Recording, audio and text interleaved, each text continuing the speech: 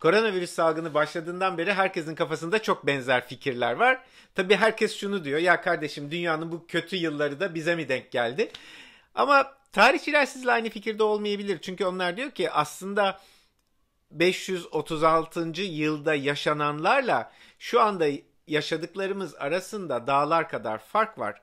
Çünkü o 530'lu yıllar bugünden kat be kat daha kötü. Çünkü dünya tarihinin en kötü yılları aslında o yıllar.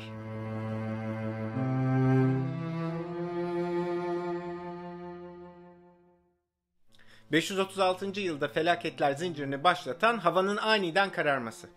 Özellikle baktığınız zaman Avrupa'da, Orta Doğu'da ve Asya'da büyük oranda gündüzleri bir anda hava kararmasının başladığını görüyorsunuz. Bu toplamda 18 ay kadar sürüyor.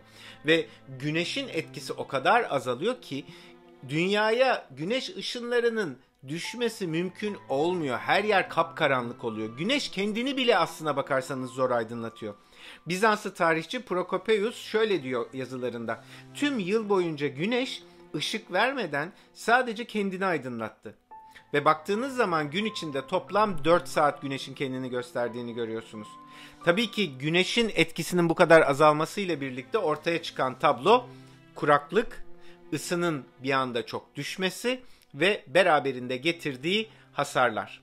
Öncelikle güneş ışınlarının yeryüzüne düşmemesi sonucunda ortalama sıcaklık 2,5 derece kadar düşüyor. Bu da son 2000 yılın en soğuk zamanı demek.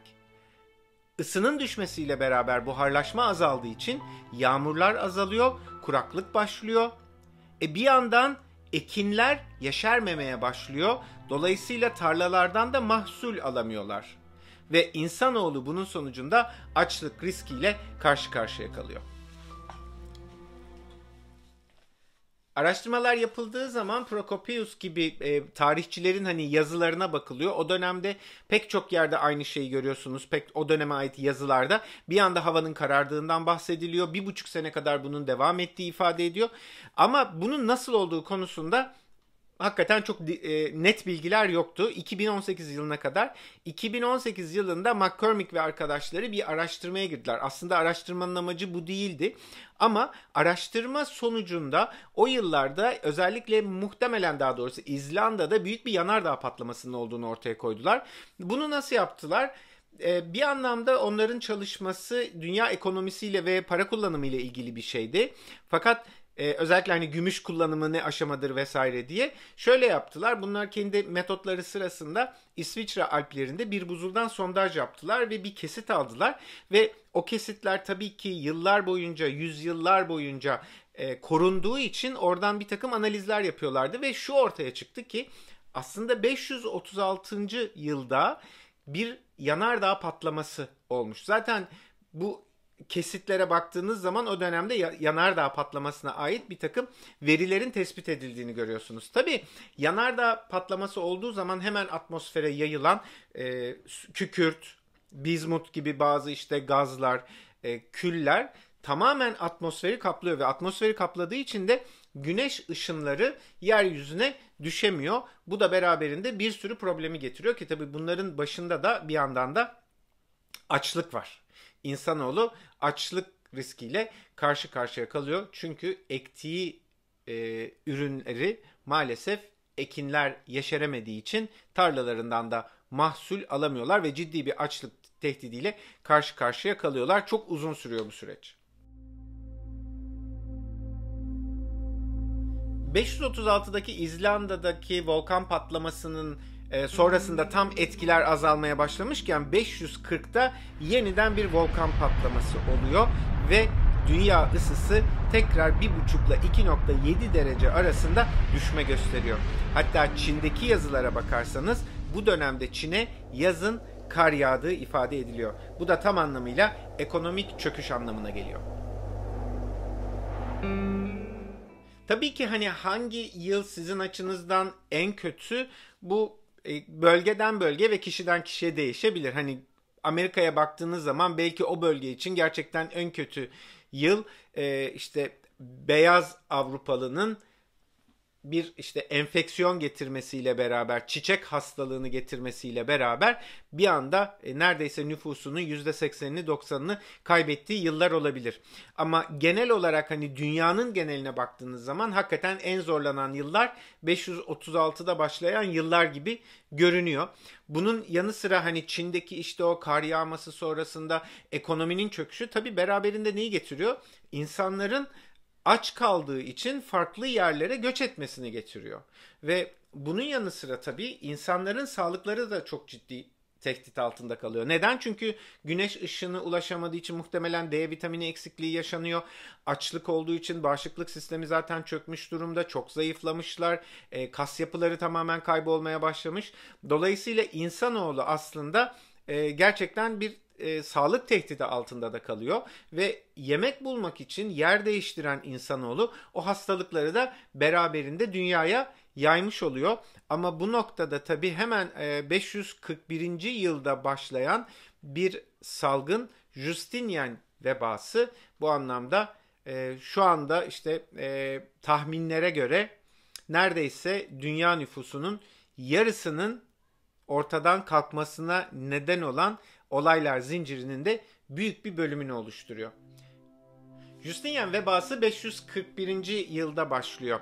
O dönemde tüm Akdeniz'e hakim olan imparatorluk Roma İmparatorluğu. Toprakları İtalya'dan başlıyor. Yunanistan'a, Türkiye'ye, Orta Doğu'ya ve Kuzey Afrika'ya kadar uzanıyor ve olduğu gibi Akdeniz'i çevreliyor. Ve o dönemde imparator olarak da Justinian Roma İmparatorluğu'nun başında. Bir yandan Roma İmparatorluğu savaş halinde çünkü düşmanlarından kaybettiği toprakları tekrar geri almak istiyor. Ama savaş bir tek böyle sıcak savaş değil. Aynı zamanda 536'da başlayan bu kuraklık süreci içinde insanların da beslemeye çalışıyor Justinian ve istiyor ki eski Roma İmparatorluğu ihtişamına tekrar ulaşsın. Ve bu dönemde Mısır tüm Roma İmparatorluğu'nun adeta tahıl ambarı gibi. Buradan kalkan gemiler tahılı ve yiyecekleri Roma İmparatorluğu'na yayıyor ve dağıtıyor.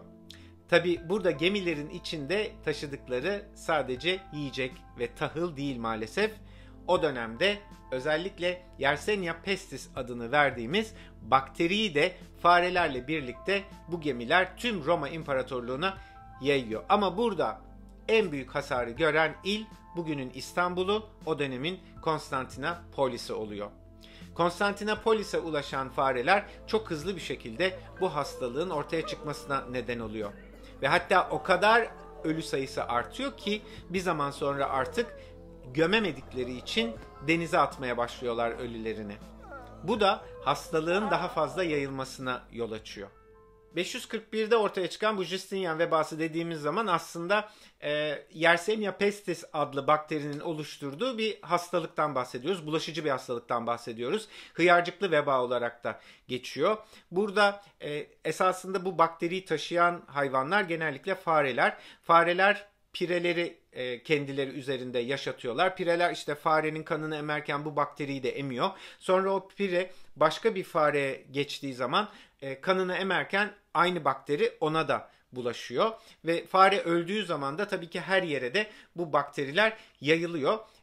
Pireler aynı zamanda insanlara da geçtiği için insanlara da bulaştırıyor. Dolayısıyla hem pireler üzerinden hem de İşte bu fareler öldüğü zaman, ortalıkta kaldığı zaman o zaman insanlara da bulaşıyor. Yani bu dönemde tabii suyun olmaması, yani biraz önce söylemiştik, çok uzun süre suyun olmaması, yağmurun olmaması hijyen problemini beraberinde getiriyor. Açlığı beraberinde getiriyor. Sadece insan açsa hayvan da aç anlamına geliyor. Dolayısıyla daha fazla etrafta fareler olmaya başlıyor. Gemilerle her yere taşınıyor. Sonuçta artık öyle bir noktaya geliyor ki Konstantinopolis'e ulaştığı zaman Konstantinopolis'te günde 10.000 kadar kişinin bu nedenle vefat ettiği ifade ediliyor. O dönemin yazarları ve tarihçileri tarafından.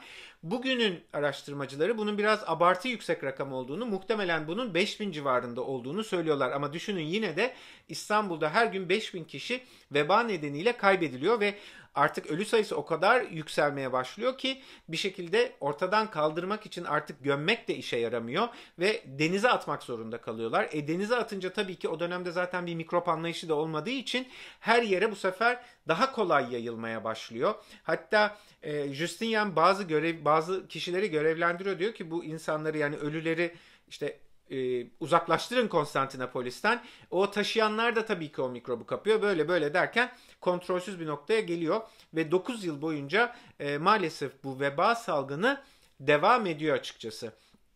Tabi bu dönemde sadece Konstantinopolis değil, arkasından insanların ve gemilerin yayılmasıyla birlikte, her tarafa ulaşmasıyla birlikte hastalık da beraberinde seyretmeye başlıyor.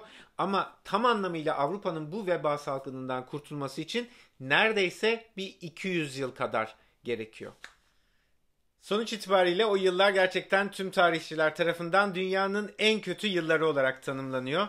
Zaten sadece 9 yıl içinde dünyanın nüfusunun yarısının farklı nedenlerle ölmüş olması da herhalde bunun en önemli gerekçelerinden ve göstergelerinden bir tanesi. Evet, zor yıllar geçiriyoruz biz de şu anda ama en azından hani evlerimizdeyiz. Can kaybımız korktuğumuz kadar yüksek değil. Çok daha kötü bir virüsle karşılaşabilirdik. Yani bugün SARS değil MERS'ten konuşuyor olsaydık gerçekten ölü sayısı da çok daha fazla yüksek olacaktı. O yüzden biraz sakinleşmek ve bu dönemde kendimizi daha iyi kontrol etmek gerekiyor diye düşünüyorum.